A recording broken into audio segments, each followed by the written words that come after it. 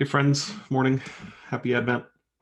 We find ourselves here in this second Sunday of Advent, though the first Sunday we're together during Advent. Advent, which literally means coming or arrival, is a season defined by waiting. We wait for the coming of Christ. We celebrate that birth of Christ on Christmas morning. But it's not just waiting for that day. It's also this cosmic, sort of big picture waiting. We're waiting for all things to be made right. And the developers of the Christian calendar were savvy in that they matched the Christian calendar with the rhythms of the season. So Easter, the resurrection, is celebrated when flowers are blooming, when life is coming out of the death of winter. And Advent, the season of waiting, is in the longest, coldest part of the year. We're waiting for light to shine into the darkness of long days. We're waiting for warmth to come into the coldness. We're waiting for those flowers to bloom. And this year, Advent seems appropriate, as I feel like we've been in a year of waiting. We're waiting for a vaccine. We're waiting to hug loved ones that we haven't been able to hug. We're waiting to even be able to give hugs to people we normally don't like to hug. That's how bad it's been. We're waiting to see smiles behind masks. We're waiting for justice, particularly for brothers and sisters of color. We are in a perpetual season of waiting, and so Advent feels really appropriate this year. And waiting especially for some kind of good news. And I've been wondering, where do we go to look for good news? When we need a good word, where do we go? I look at the news every morning on my phone, and that's a terrible place to go for good news. Just this morning, I looked and took a little inventory, and the top 15 things that came across my Apple newsfeed were all, as you might guess, not the most cheerful topics. At 16 was that monolith thing that keeps showing up around the world. So that's a little bit of good news, I suppose. So the news is a bad place to go for good news. We could go to church for good news, but I have to confess my moral hope in Christians has taken a bit of a blow recently. And so I'm not always sure if church is the best place to go for good news. I often turn to music, but my Melancholy 4 always picks really the most depressing kind of music, so that's not a good option. And so I was grateful when Mark spoke up today. Just in time, he speaks up and he points to this prophet, this one named Isaiah. See, I am sending my messenger ahead of you, who will prepare your way. The voice of one crying out in the wilderness, prepare the way of the Lord and make his paths straight. And Isaiah points us to this man in the wilderness. This is the beginning of the good news of the one we follow, Jesus Christ. And this one that Mark points to, that then points to John the Baptist, he doesn't really seem like the kind of person I'd want to go to for good news. I like my newscasters to have a suit and tie, not a vest of camel hair. I don't want honey and locusts hanging out in the broadcaster's beard. How do you receive news from a man who, quite frankly, doesn't seem very kept together? But here he is, nonetheless. And he's receiving all of these folks from the Judean countryside. And it makes me wonder, what were they looking for? In what ways were they in need of good news? Was there a first century pandemic going on? Was there a disruptive election cycle? Why were they going? And why were they going to the margins, out to the wilderness? It's not the place you really go to receive forgiveness. It's not the place you go for baptism. You're supposed to go to the temple for those sorts of things. But there they are.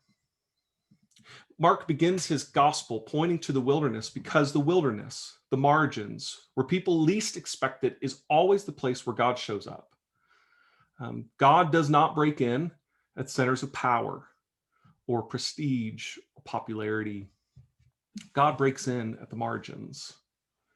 It's through an unwed teenage girl named Mary. It's through a manger, usually reserved for animals. It's through ordinary bread and cup. This is the good news. And the truth is, when I've experienced good news in my life,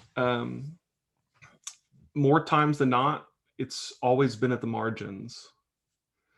I think of the good news I received at a soup kitchen in Bellingham as I sat with people like Mark and Dave and Betty, folks who had been on the streets for most of their adult life.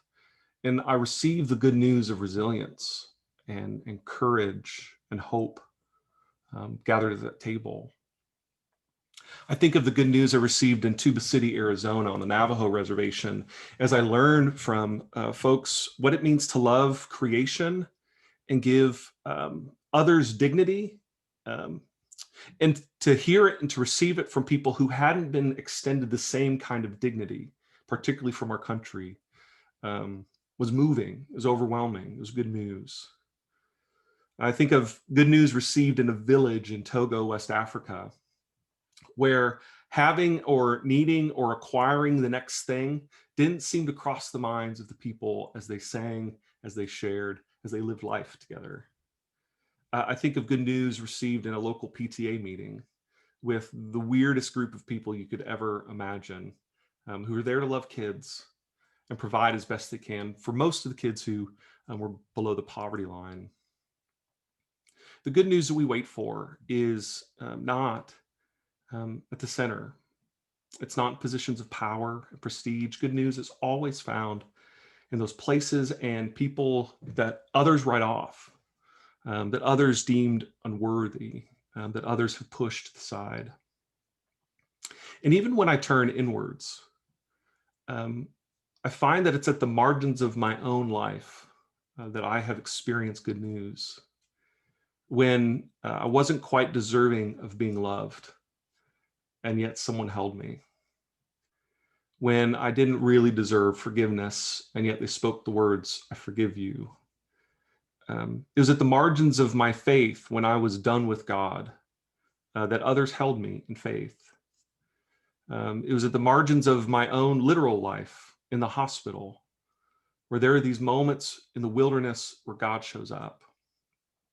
And my hunch is that I'm not alone. My hunch is that you also have experienced good news at the margins, out in the wilderness. And so I'm curious if we could share a little bit. Where have we experienced good news in the margins of our lives, either in the margins of our interior life or margins of the world around us? Go ahead and put your name in the chat. And I'm curious if we can't share some stories together about finding good news at the margins.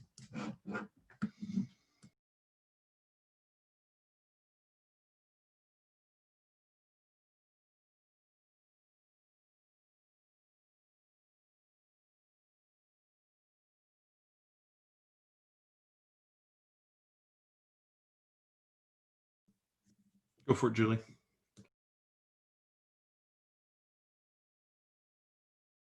Oh, sorry, Val, you go first.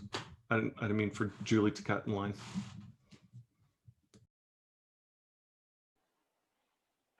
Sorry, I think we both hit enter at the same time.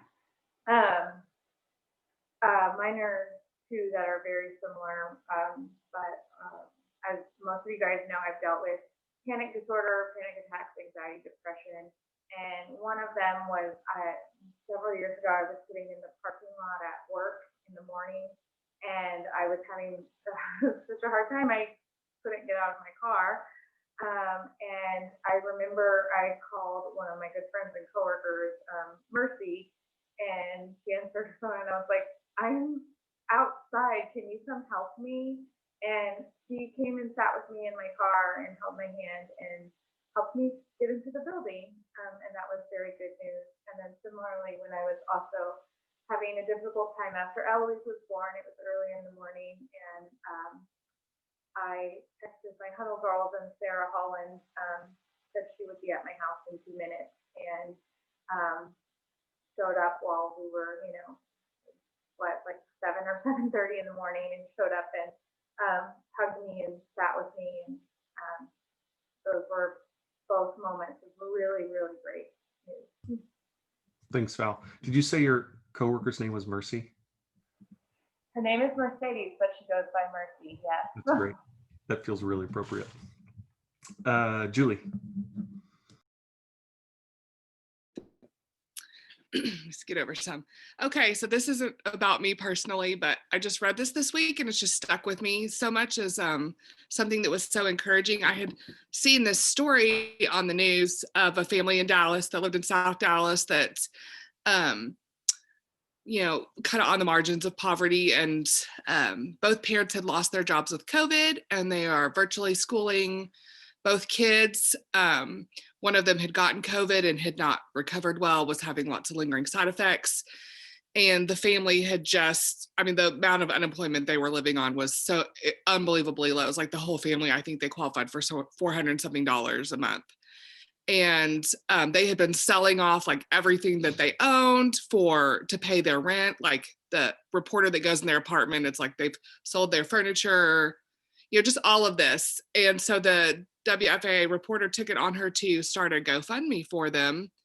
And the family was like, if we could just get enough money to pay our rent, that's just to give us 1 month where they were preparing to transition to homelessness on the street. And so this WFAA reporter starts this GoFundMe fund for him. And I was like, let's just go see how this is going. Like if people are skeptical of this or not. And I'm like, let me see if I can get this really close to you guys. Can you see that? It's kind of blurry, but they set out to raise $20,000 for the family, and they raised $453,000. And I watched a little follow-up interview, and the family was going around and making sure other people in their apartment complex had their rent all caught up and their utilities all caught up, seeing how they could help them. And I was like, oh my gosh, like this is like 453, and it's like not a lot of big donors. It's just thousands and thousands of people. And I was like, oh my gosh, like I really needed some faith in humanity today, that people would, really step in, and that this family was like, how can we help other people? This is way more than we needed. And it just like got me in the getter, you guys. It's the sweetest family. And I just was like, oh, thank you, God.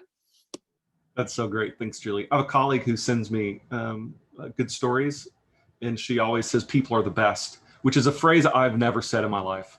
But it's true. People can be the best. Thank you so much for sharing that. Sharon? I love that story. Thanks. I'm like, ooh, now I like already feel better than I did 5 minutes ago. But so mine is personal, just thinking this year about just like opening up with friends and being vulnerable about, I deal with a lot of fear in general in my life. And so I guess that feels like, when you said margins, like that feels margin to me, because it's not like the thing that you want to like display about your life. There's like the things that you want people to like see and know. And then there's like this stuff. And so this year has been a year of like being more vulnerable and like allowing people to know what my fears are, and then seeing like how many people like meet me in that or comfort that, or like talking about it actually makes that fear go away, or finding out that I'm not alone, and like these crazy little places of my life that just feeling like really cared for in that, and seeing like in very different ways like what people are willing to do, but like willing to encourage or to be there or to help or whatever. And so it just feels not so alone, which is obviously a big thing for this year. So that's cool. That's great. Thanks so much for sharing that, Sharon. Kara? I love listening to all of these, by the way. This is wonderful, a wonderful way to spend your weekend. Yeah, a couple for me. I think that all of us have felt the weight of this year and all of the events. And I've just felt like this constant dissonance, being like trapped here in this like beautiful but really hard, ugly place where I live, and seeing really horrible things, a lot of suffering because of all of the economic situation, and so many abuse cases this year, more than I've ever seen before. And at the same time, being able to be able to do something about it, and seeing, like, similar to what Julie shared, just such generosity and in the midst of chaos in the world. And it's like I said, it's kind of like a dissonant situation where it's like really wonderful but really terrible but really wonderful at the same time. And then also, like I said, kind of being trapped here, being aware, trapped but not really trapped. Like, I have a choice, but I'm choosing to be trapped here. And about to have a baby, which is like really great, but it's also really weird because it's just a really weird and hard place to be in right now. But there's a lot of good in it, very much outweighs, and it's a choice, it very much outweighs the bad this year. It's great. Thanks, Kara. John? Yeah, when I was on the margins, I was living in the Dallas Life Foundation homeless shelter near downtown. And I'm grateful for the rides of the Storyline people that took me there and back to attend. I remember the first winter coming up on that, to Charles, and then later on, Paul gave me a really heavy coat and gloves and a hat, and that was very, very useful. Especially appreciated the times that they subsidized and took me to Camp Copas, because my life, that was just a super gigantic highlight. And I will tell you again, Lauren, that was the highlight of my life, was a time that we did that a cappella singing around the campfire. And then y'all prayed hard for a year as I was struggling to get Section 8 housing to line up for me. I was qualified, but there was no vacancies anywhere in all of Dallas. And so toward the very, very end, I checked out Ennis. There was an opening, and God made a way for I was like 18th on the list. I talked to the manager, and Darlene said, "There's something about you. I don't know what it is." And she had to drive from Ennis to Dallas 3 times to square me up to come here. And so I got to come here, which was the last day of my 3rd renewal of my extension. And all I wanted to do, I'd been living 3 years on a cot, and says, all I want is an air mattress. I don't really want to sleep on the floor. I had a backpack and a duffel bag. That's all I had. A bunch of junk and a bunch of books in storage, which is, yeah, pay hundreds of dollars for book storage. And so I was happy to get a ride here. What I didn't expect that Julie and Paul had done through Storylines funding was give me all basic furniture. So I got a bed and a table and a chair and I forget, stools and all kinds of basic furniture and bedding and shower curtains. It was a blowout. I just glad to get out of the shelter, for God's sakes, and give on my own. So that's a big wow. Yeah, thanks, John. Grateful for you, buddy. Who's next? Daryl? Actually, it's me and Terry, but there is one that a memory just came to me when you were talking about, when you were sharing that, Ben. Back in Kyiv, Ukraine, I was sitting on Grishadek Street, just sitting there. We were waiting on something. My interpreter had left. My employee had left and had gone somewhere else. So I'm just sitting drinking a cup of hot tea. And there's a little babushka there, a little grandmotherly type figure. And you see these ladies at times with a cup, a solo cup, collecting money, just they're, people don't realize Ukraine is not really a developed nation. It's still a developing nation, even though it appears to be very sophisticated in many ways. So I'm watching this lady as she's standing and interacting, and occasionally someone will drop something in it. And there's this one woman dressed in black. She was a young, probably 30s, maybe maybe late 30s. She was in a hurry. But she just pauses for a moment and drops something in the woman's cup. And before she can hurry on, the woman just gently took her hand and placed her hand on her head and prayed. And the woman stopped and let her pray.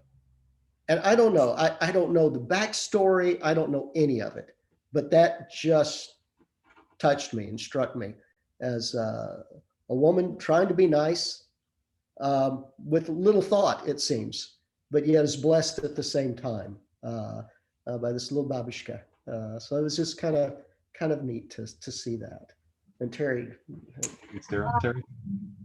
I love, one of the hardest times for me and Daryl was when we didn't have a job for a year and a half.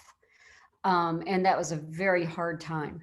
But I have seen so much good come out of that as far as being able to minister to others. And this week, y'all know that I call families, and it usually has to do with the child that the parent needs some support around. And this week, I don't know why I put on my tracker to call this parent on the 4th, but I did, and I called her, and it was a 50-minute conversation that she apologized to me for. But sometimes I call them God moments, when it's very evident that God orchestrated it. And this was a family that dad is on furlough, and she told me they didn't even know how they were going to pay their rent for the month. And when she mentioned God, I knew it opened a door to walk through with her. And so I walked through it with her. And I was able to share some of our story with her, and it's not about me. It's all about God, and give her some hope for this month and God's faithfulness, and for her to keep hanging on and trusting him through it. And it just, right before I got off, she apologized that she took up so much of my time. And of course, my job to me is a ministry.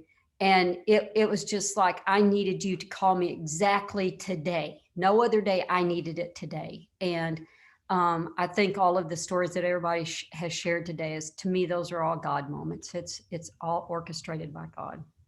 Yeah, thanks, Terry. That's great. Bonnie?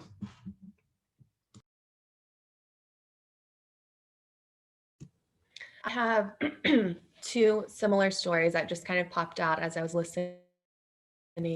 Both are when I've been traveling on my own. The first was when I was living in Costa Rica. I was at the airport late at night to pick up my parents who were coming to visit me. And I'd never been on this. I was and I'd never been on this route. And so I asked someone for help, and she told me where to go, talked to the bus driver because she had to get off before me, made sure that the bus driver was going to help me get off because she said, this is not a great part of town. And when I got off the bus, I realized, oh, it's not a good part of town. And so I'm trying to quickly walk the next stop and get on another bus. And a pair of women see me walking on my own, and they immediately ask, what are you doing here by yourself?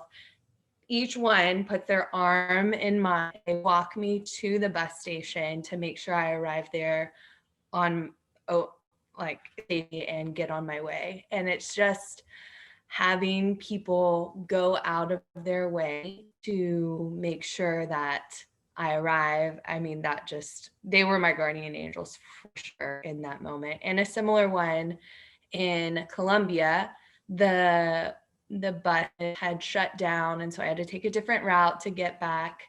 And I just stopped and asked women, can you tell me what bus I should take? And it was a huge transportation nightmare because they had a major accident. And so they went to so many different bus stops asking, back here. They ended up changing their route. They came with me on the bus, paid for my and waited for me to get another route. And at the end, when I finally got back to where I needed to be, I said, you know, thank you so much. You went out of your way. You spent an hour and a half buses that you didn't need to be on. And they just told me, when you talk about coming to Columbia, tell them this story, because there are good people in Colombia. We don't want to just be known for Pablo Escobar or for violence. Like, there are good people. And so that was a shining moment of like, people are good. I know you don't say it, Ben, but people are People are the good. best. Thanks, Bonnie.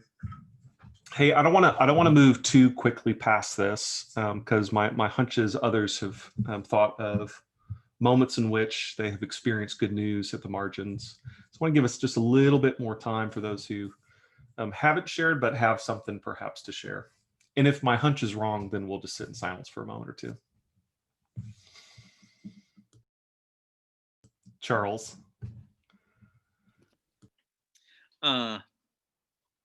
So I was one of those people. My story, this is appropriate because Kara's going to be sharing about Project Red later, but for whatever reason, a story came to mind of a time we went on a trip to El Salvador, and we went somewhere north of San Salvador, and it was like an hour-long trip, and we went to visit a family, and the mama matriarch, they kind of had a little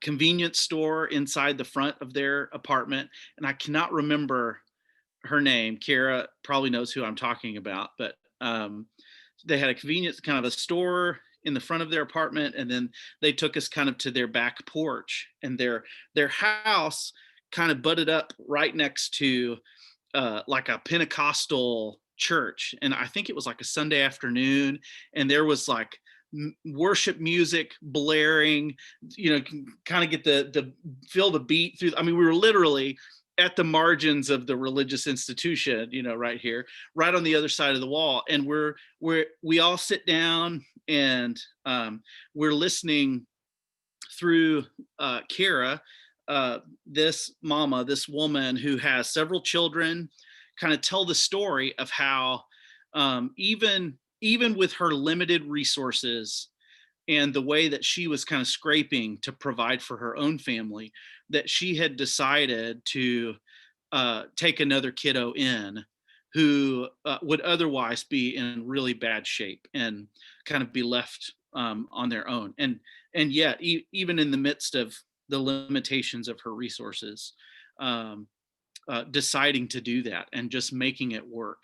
And I just remember in that moment thinking, like, I mean, here I am in the corner, you know, in this crevice of the world, you know, at the margins. And I mean, this is a saint of a woman. This is God at work. This is exactly where God is in this moment. I was just so blown away and impacted by that little moment.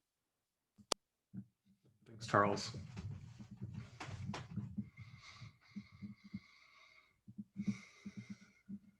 Anyone else?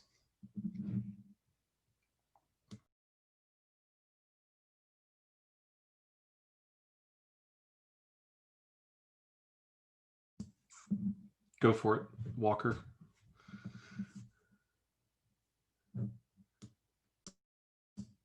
You're muted. I'm muted. Okay, now I'm unmuted. I don't exactly know how this connects 100%, but I've been like silently weeping for minutes upon end, so I figured I should just go ahead and share. When Jen said that Aiden was back and that Ben, you had gone to get him, I don't know, it just touched something in my heart, because I went to A&M and I didn't have a car. My dad would come and get me, and he hated it so much. And he would tell me how awful it was. It was the worst drive ever. And he kept track of all the gas money and wear on the car that he spent. And then at the end of my school, I paid him back for it, because he gave me a bill of all the money they'd spent on things like that. And it's just like a huge wound in my heart sometimes. And it's not the kind of thing that you ever, like, nobody sits around and talks about, did your parents hate coming to pick you up? Did your parents give you a bill of the times they came to pick you up? And I've never like really, I've never felt like, okay, well, what does that look like in a normal family? In normal families, do people just go and, pick their kids up and not give them a bill? And it just struck me how you guys, I mean, we talk about storyline being spiritual family, and like, to me, that's what you guys are, because in so many ways, y'all are like the examples of family that I've never had and that I never knew that I could ask for, that I never knew that I could talk to people about. And I just appreciate you guys so much, all of you, like being open with your lives and being open with your experiences, and how it just teaches me so well. So anyway, I'm sorry. Thanks. Thanks for sharing, Sarah, and for the ways you are consistently good news to those on the margins, which includes lots of us. We give thanks.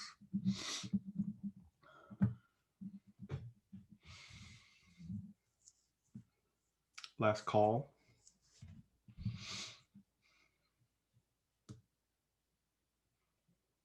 Go for it, Patrick.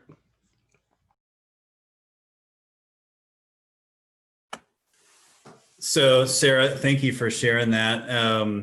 Just another, maybe a little bit more lighthearted parent story. I used to work construction in the summers in high school and college.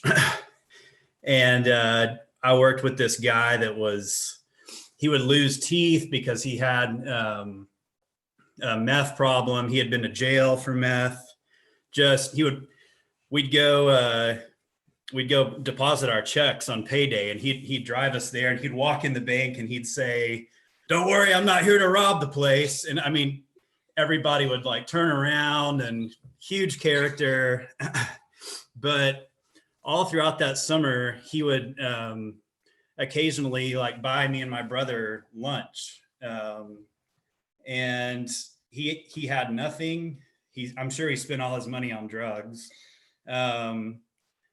But I remember him, we were like digging a ditch. We were putting the foundation in of a building, and we were down in this ditch, and he said, don't make the same mistake that I did. Always tell your parents like how appreciative you are of them, and take them out to dinner just take them out to dinner once a year, and show your parents how much you love them, because they're not always going to be around, and you're going to wish they were. And when you're in high school and you're in college, your parents aren't always on, you're not always on the best terms, I guess, with your parents, for whatever reasons. But that has always stuck with me, that this guy that was just, I mean, like the biggest character, like the roughest looking guy you've ever seen, had a heart like that, to not only like, pick up me and my brother's lunch, but to, tell us to take our parents out to dinner, and to treat our parents with respect. For whatever reason, that's always stuck with me, as a guy that was completely on the margins that gave us that message. Thanks, Patrick. I said last call last time, but this will actually be the last call.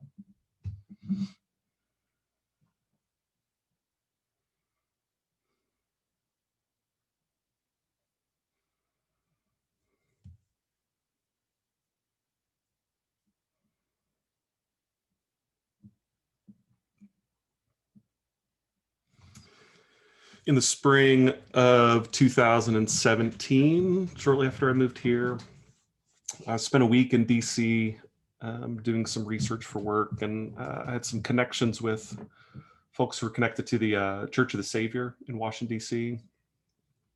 One of them has been a good friend, dear friend for a long time. And it was during the Wednesday that I was there was Ash Wednesday. And so my friend Becca wanted to do Ashes to Go on this corner of a really busy street in Washington, D.C. And she invited me and another person to go with her and do the imposition of ashes on a street corner with a sign that just said Ashes to Go. And those who know me well know that's the last thing on God's earth that I would ever really willingly do. But I didn't want to be seen as a bad Christian. So I begrudgingly went. And it was like when it began, when we stood there and had this poster board that said Ashes to Go, and some people asked questions, and if I felt embarrassed and really wishing that I had something else to do and somewhere else to be. But then a line started forming. And it was a mix of all these different people. Business folk in 3-piece suits with an overcoat. Those that I'm guessing were homeless or near being without a home. And I don't know how or when it happened, but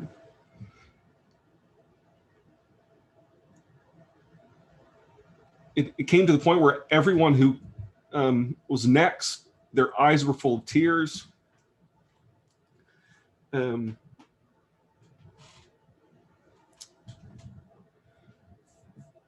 people said, I haven't been to church in a long time, but I need this. And there was something about the shared experience of wanting to be seen, the shared experience of wanting to hope that there's something out there that's good, blew me away. It eradicated all sense of embarrassment or fear. It was good news at the margins. In a season, in a year where we desperately need good news, this truth remains that God comes in at the margins, that we wait not only for Christmas Day and to celebrate the birth of Christ, we wait for all things to be made right, and we know it will happen because we've experienced it. God has met us in unexpected places, in the wilderness of our own lives, and has held us. And even if the moment is fleeting, it is the moment we continue to proclaim. It's the moment we look back on.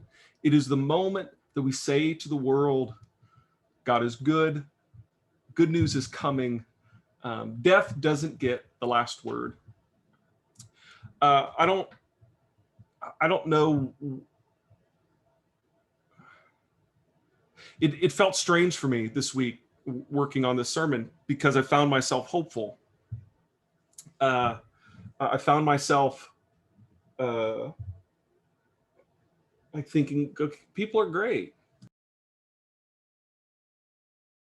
I found myself thinking, there is some goodness in the world. I tend towards not feeling those things. I tend towards avoiding them, in fact.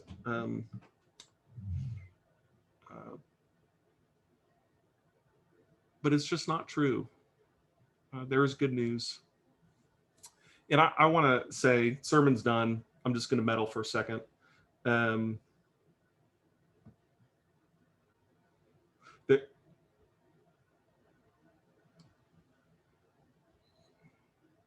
can't put into words the ways you've been good news to me, to my wife, and to my kids. When we were at the margins of our marriage,